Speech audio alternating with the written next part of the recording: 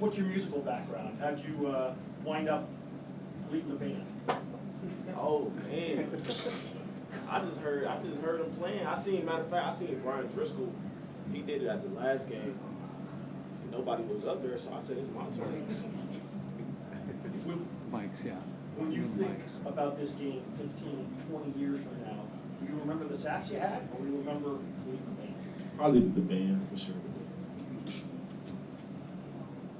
Okay, we'll go to Jim. You guys do make sure you pull the mic too when you speak, okay? Kate, you were day-to-day just a few days ago, and you turn around and have 12 tackles, a sack, an interception of a dart like 7 yards away from you. I mean, did you envision being able to put together this kind of a season in a true freshman year like this? You know, first off, I just gotta say I'm blessed. You know, I'm blessed to be in the opportunity I am, and I'm blessed to be in the position I am. You know, like I've said in the past, when your name's called, you just gotta go ball, and you know that's what I've been trying to do. And like you said, I was day to day this week. Kind of was uncertain, but you know, with this week being a holiday, pretty much had like the whole week off. So you know, instead of being school, it was film. So you know, we got in the film room, and you know, everyone was watching film, and you know, it paid off. And so it's been a blessing, and I'm fortunate to be here. So. And UCLA offered you, and you chose Cal. Does this kind of reinforce that you made the right decision? Oh yeah, for sure. You know, it shows. You know, we beat them, and it shows this is where I want to be. This is where I want to play, and I just made the right decision. So. And David, you've had 6 sacks in just a few games now, maybe even 7. Was there something about learning the system, getting comfortable, health, that made you turn it on so much late in the season? Honestly, the only reason I got is God. I mean, we work hard throughout the week, every day in, day out. You know, I just keep believing, just go out every day, try to do the best I can, and just do what I got to do, and try to do the best I can in order to help the team win. Go to, yeah, go ahead. Go ahead, sir.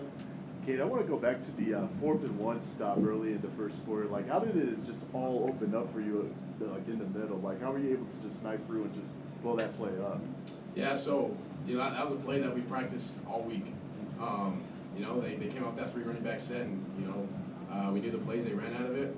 So instantly saw, you know, the offensive line move fast, and you know I just hit the gap. You know, I ended up right there, made the play, and so you know. For me, that's coaching. That's on the coaches for putting us in the right position, making the right play, and you know, there's nothing. That was a perfect play for that situation. And David, on your end, I mean, you forced a fumble not only against Dante Moore, but he was a former 5-star. So how did it feel to get that play against somebody who was really highly talented? It felt good, honestly. You know, I didn't know he was a 5-star, but it felt good. Just being able to, you know, put my team in position, or put the team in position. In order to, you know, we got points out of that drive right before halftime, and that gave us a bigger lead. So, you know, just being able to make plays and do whatever to help the team win, you know, it's always exciting. Manuel, go ahead. Yeah, David, building off that question, what does it mean to have that moment, that kind of defining moment in such a big game like this as a senior? Before I do this, I just want to tell you, soup fresh. But that moment is very exciting. You know, if anybody knows my history, they know, you know, I battled with injuries a lot in my earlier part of my career.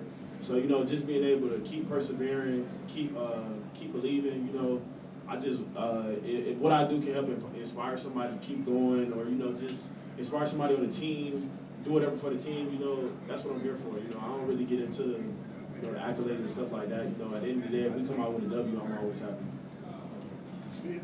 And for both of you guys, if you go back 3 weeks ago, you got waxed at Oregon. It's 4th loss in a row. And I'm going to guess there weren't a lot of people outside of your locker room who would have thought that tonight you'd have a 3-game winning streak and be bowl eligible. Why did you guys still believe, after a game like that, after a losing streak, that this could happen? You know, we just had to believe. We had to be persistent, and we knew it wasn't going to be easy getting those 3 wins, but we knew it was possible, and so that's what we did. And you know, Coach Wilcox really hits on that, like you know, we're going to win these. Like even from after the loss of Oregon, I think in the locker room after that day, he said, we're gonna bounce back, we're gonna get these 3 wins, and we're gonna go to a bowl game. And that's what he said the entire time, and we believed him. You know, he trusted us, and it's worked out for us. It's been great. Mia, go ahead. There were a lot of Cal fans in the stands today. What did that turn out mean to you guys? Hear what I said? Oh, you can repeat it. You said There were a lot of Cal fans in the stands today. What did that turn out mean to you guys? I'm just glad they didn't waste their gas. It was UCLA senior night, and you know, I would have hated to have come on senior night and have lost. So, you know, I'm just glad they didn't waste their gas. You know, we got to come out and perform for them, get a win for Bear Nation. So, you know, I feel like it was a win-win. Steve, did you want to finish your question with her, David? We just gave your reaction to that. After the Oregon loss, how did you envision the fact that you'd be able to come back and win 3 in a row after a 4-game losing streak? I feel like when you play the game, I mean, it's kind of, that's what it's about. You know, we grind 12 months a year, and it's not always guaranteed. You don't always get the outcome you want, but at the end of the day, you either going to turn around and walk away, or you're going to walk towards the fight. And I feel like Kate said, after that game, you know, Coach Wilcox harped on, you know, we finna come out and get these 3 games, and that's what we finna do. And we just all hunkered down and believed it. I feel like that's the biggest thing, that everybody believed, everybody bought in. It was really like a 1 game at a time mentality, and you know, that's just been our mindset these past few weeks. Good, here in the front, we'll wrap it up in the room with the final question. Go ahead. Joe Reedy from AP, just for historical purposes, this was the final conference game. Just what does it mean for you guys to kind of go out on the winning end, but also send UCLA out on the losing end? I'm from the East Coast, so for me, it was already legendary being able to play in the Rose Bowl, because you know, I grew up wanting to play in the stadium just because. But you know, just to be a part of history, you know, the Pac-12 will be no longer, and this will be a game that will be talked about, you know, for time to come, just because it's one of the last games. So I just feel like, you know, I'm just grateful to be a part of history. You know, for me, I watched Pac-12 After Dark when I was a kid. You know, growing up, years and years and years, and you know, those are some of the funnest games I watched, and I never would have thought that, you know, one day I'll be playing in it and playing in the last one. And you know, so I'm really fortunate, really blessed to be here.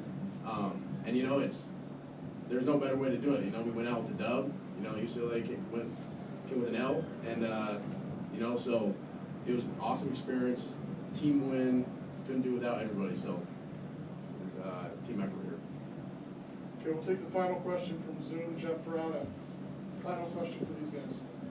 Yeah, David, this is for David, if he's available there. David, can you please describe what the locker room was like after the game when you guys all got in there? Tell me what the mayhem was like in there. You know, just a little bit of excitement, some water spraying. We always do the chant after the game when we win. You know, just excitement. We come a long way as a team. I feel like coaches, players, staff, you know, everybody.